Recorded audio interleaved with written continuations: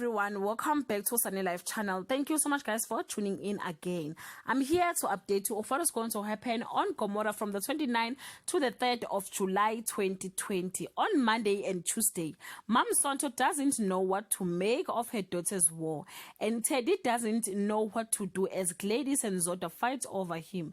Later, Mom Sonto kicks Tati out. On Wednesday, Tati learns some tough lessons which could lead her to a place she doesn't like.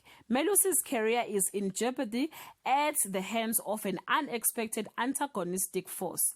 On Thursday, an old employee drags her boss to fifth while trouble starts brewing for the Dlaminis and there is nothing they can do about it.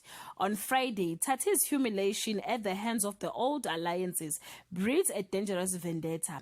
In spite of his effort to do the right by his school, Melusi finds himself dishonored and without the support of his community. Guys, this is all I have for today. You can leave your comment below and share your thoughts. Till we meet again, I love you so much guys. Bye.